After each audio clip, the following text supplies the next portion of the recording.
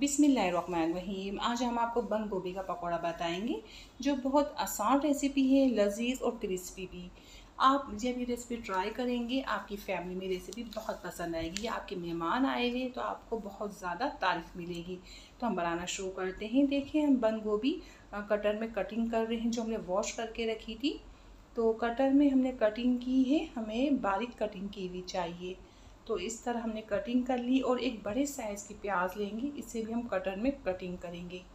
प्याज का size cutting का और बंद गोभी का साइज़ कटिंग का एक सा होना चाहिए। थोड़ी हम इसे खोलेंगे, इसका अलग अलग लच्छा करेंगे। तो खोलने के बाद हम थोड़ी इसकी कटिंग करेंगे।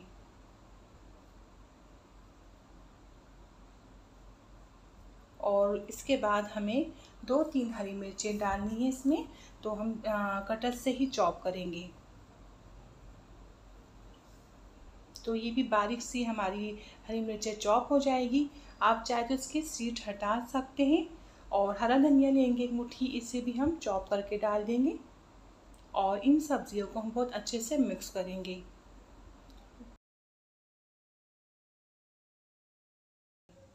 तमाम सब्जियां अच्छे से मिक्स हो जाए। तो इस तरह हमें मिक्स करनी है। आप देख रहे हैं कैसे मिक्स की जाएगी। तो हम सब्ज़ी अच्छे से मिक्स कर चुके हैं और इसे अब बाउल में निकालेंगे। और कुछ स्पाइसी ऐड करेंगे। चाट मसाला 1 टीस्पून, ज़ीरा हाफ टी स्पून, कूटा हुआ या दरदरा धनिया 1 टीस्पून फुल भर के, और 1/4 टीस्पून हल्दी, नमक अपने टेस्ट के मुताबिक। मैंने हाफ टी स्पून यूज़ किया है नमक। और अच्छे से मिक्स करेंगे। जितने भी हमने मसाला जात डाले हैं और ये जो वेजिटेबल है, इन्हें अच्छे से मिक्स करना है।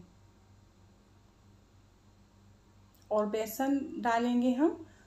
तो देखिए हाफ प्याली बेसन चाहिए टोटल। तो थोड़ा बहुत बचा लिया हमने। पहले ये मिक्स कर रहे हैं, हो सकता है ये बेसन काफ़ी हो इसमें। तो अच्छे से मिक्स करेंगे, बहुत दबा के अच्छे से मसल के मिक्स करना है बगैर पानी के। तो थोड़ा बेसन कम लग रहा था तो हमने 2-3 टेबल स्पून और ऐड कर दिया। मकसद हाफ प्याली बेसन पूरी लग गई हमारी। और अच्छे से मिक्स करेंगे। 2-3 टेबल स्पून पानी डाल देंगे। और इसे बहुत ज़्यादा मसलने का एक तरीका होता है इसका, तो बहुत ज़्यादा अच्छे से मसला जाता है ये। तो आप देख रहे हैं हम कितना मसल रहे हैं, ऐसे इसको मसला जाता है, मिक्स किया जाता है। तो देखिए ये बहुत अच्छा बन के हमारा तैयार हो गया।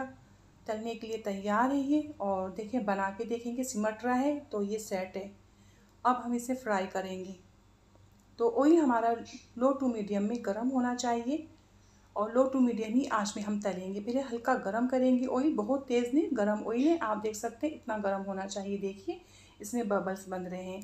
तो हमारा बेसन कम डला हुआ होता तो ये बिखर जाते। ठीक है, बेसन परफेक्ट होगा तो ये सिमटे रहेंगे, ये निशानी है। तो इस तरह हम एक एक करके इसमें डालते जाएंगे। तो हम इसको समेटेंगे, ऐसे इकट्ठा करेंगे फिर डालेंगे।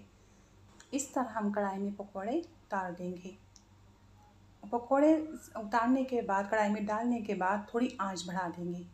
थोड़ी सी आंच बढ़ाएंगे और देखिए जब कलर आ जाएगा नीचे, जगह चेंज करेंगे। इस तरह हमने दोनों जगह कलर दे लिया और अच्छे से हमने फ्राई किए है ये। तो इसको बहुत ज़्यादा फ्राई नहीं किया जाता, बहुत ज़्यादा फ्राई हो जाएगा तो ये जल जाएगा। बस एक गोल्डन सा कलर आना चाहिए और क्रिस्पी हो जाए। तो ये बहुत लजीज रेसिपी है और बहुत लाजवाब पकौड़ा बन के तैयार होता है बहुत कम वक्त में। तो आप जब ये रेसिपी ट्राई करेंगे आप कहेंगे तो वाकई कोई लाजवाब रेसिपी है। आपको मेरी रेसिपी पसंद आई है तो आप लाइक और सब्सक्राइब कर दीजिए और अपनी दुआ में मुझे याद रखें। इंशाल्लाह नई रेसिपी के साथ हाजिर होंगे। आपसे इजाज़त चाहते हैं। अल्लाह हाफिज़।